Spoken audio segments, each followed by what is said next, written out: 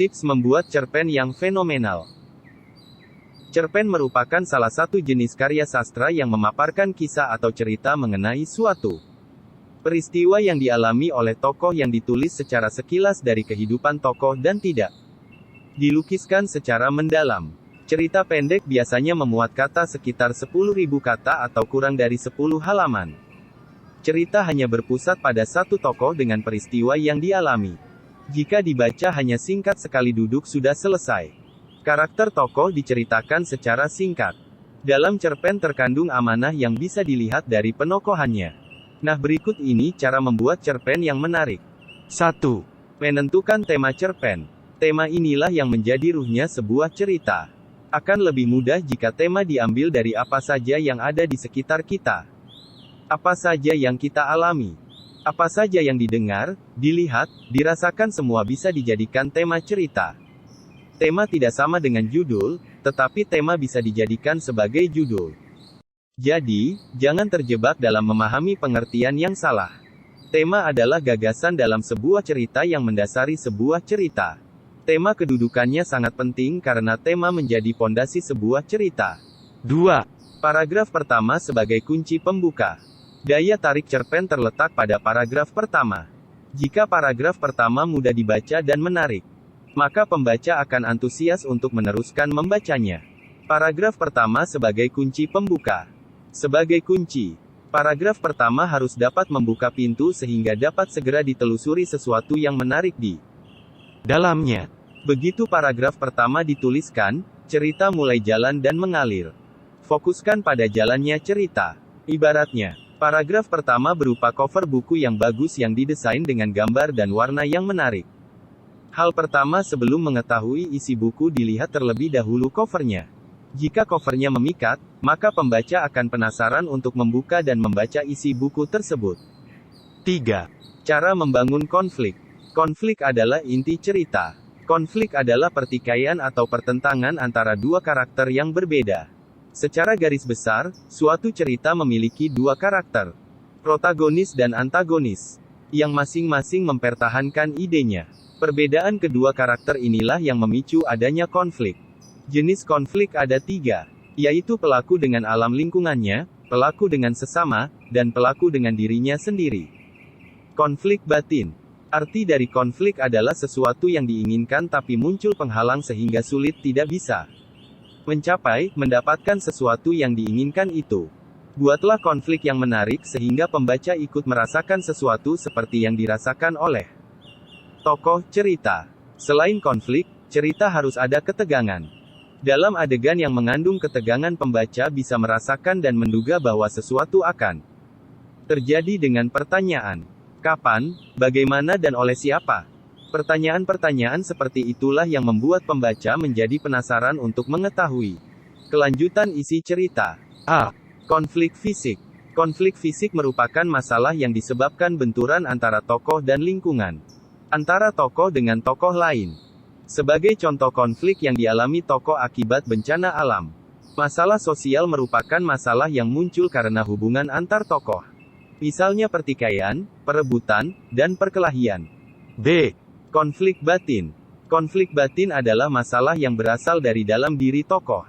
Masalah yang dirasakan sendiri oleh tokoh dan belum diwujudkan dalam tingkah laku maupun dialog verbal.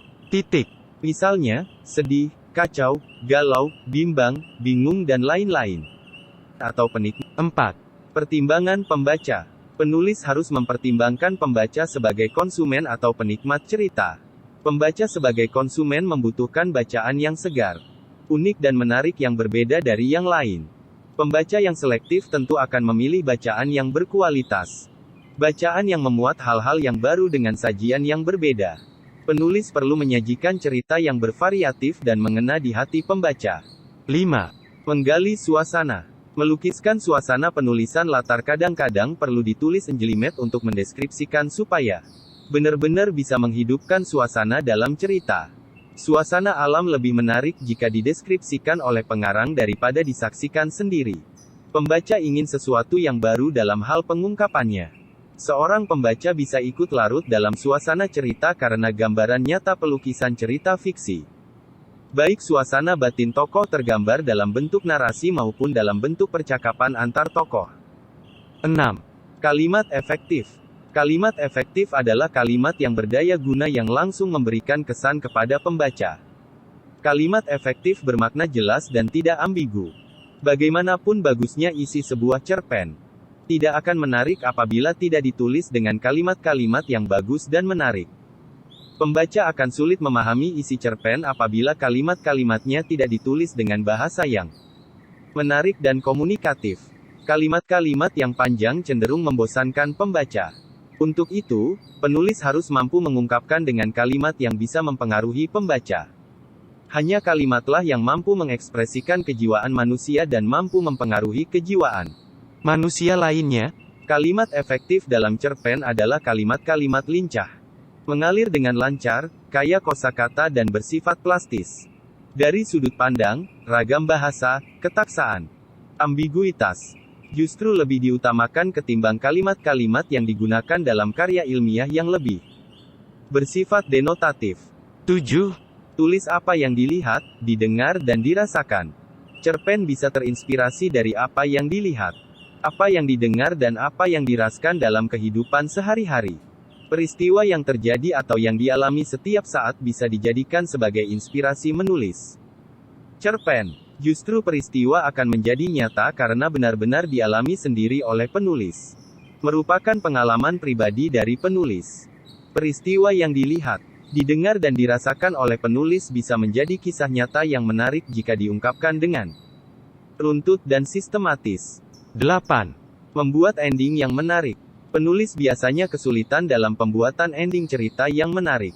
Ada dua, yaitu happy ending dan sad ending. Ending yang memberikan ruang kontemplasi bagi pembaca terhadap isi ceritanya. Pembaca sebenarnya sangat kritis untuk mengetahui endingnya. Sebuah cerita yang bagus itu apabila susah ditebak endingnya. Hal lain yang dipahami oleh pembaca yaitu cerita dengan ending menggantung atau ending yang tidak memberikan penyelesaian yang jelas. Hal ini akan menambah rasa penasaran bagi pembaca untuk mengetahui akhir ceritanya. Pembaca diajak untuk mengetahui lebih lanjut terhadap pesan yang ada dalam cerpen sampai selesai. 9. Menambahkan setting tempat dan waktu yang jelas. Penulis harus mencantumkan setting tempat dan waktu yang jelas agar pembaca akan lebih mudah memahami isi cerpen. Untuk mengetahui kapan dan di mana peristiwa dalam cerita itu terjadi. Keberadaan setting waktu dan tempat akan memperjelas isi cerita sehingga cerita tidak ngambang, menggantung. 10. Menyunting naskah. Hal terakhir yang perlu dilakukan setelah selesai penulisan cerpen yaitu menyunting. Kegiatan menyunting penting artinya untuk mengetahui kesalahan baik dalam penulisan huruf, tanda baca, struktur kalimat maupun jalannya cerita. Kegiatan menyunting ini agar tulisan yang dibuat benar-benar bernas, isinya bermakna, alur ceritanya jelas, konflik yang dilukiskan menarik dan diakhiri dengan ending yang memikat. Selain itu, tulisan sudah benar sesuai tanda baca dan ejaannya dalam setiap kata. Penulis mempunyai kebebasan dalam menggunakan bahasa. Boleh menggunakan bahasa sehari-hari yang lebih komunikatif. Sebab kalaupun cerita menarik dan seru tetapi penulisannya acak-acakan, maka mengurangi minat bagi pembaca. Sebab kalaupun cerita menarik dan seru tetapi penulisannya acak-acakan, maka mengurangi minat bagi pembaca. 11. Beri judul yang menarik. Pertama kali membaca hasil karya biasanya dilihat dari judulnya dulu baru kemudian membaca isinya. Disinilah pentingnya posisi judul untuk memantik minat baca. Judul adalah lukisan singkat suatu artikel bacaan. Judul tidak ama dengan topik.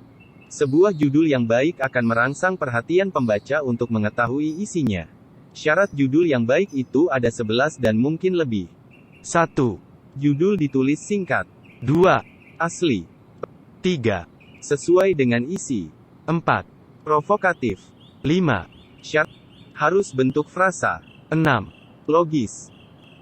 7. Relevan. 8. Padat. 9. Jelas. 10. Harus bentuk menarik perhatian. 11. Menggambarkan garis besar isi yang dibahas. Judul yang diulis di awal menulis cerita hanya akan membatasi gerak penulis. Biarlah cerita mengalir sederas hujan turun dari langit. Biarlah ide muncul dengan tanpa dibatasi, berikan ruang yang seluas-luasnya dan sedalam-dalamnya. Setelah cerita selesai baru diberi nama sesuai dengan isinya. Penulisan judul bisa berupa frasa. Judul pun sudah mengandung makna yang tersirat maupun tersurat. Melalui judul yang menarik, pembaca akan terangsang untuk mengetahui isinya dan akan membaca isi cerpen sampai selesai. Nah, itu dia dari ke-11 cara tersebut. Apakah kamu sudah melakukannya? Jika sudah, yuk langsung aja kamu terbitkan buku kamu secara gratis di penerbitan Guepedia. Mau menjadi penulis pro? Masih takut kalau naskah kamu ditolak? Kirimin aja naskah kamu ke www.guepedia.com. Daftar sekarang di www.guepedia.com. Jadi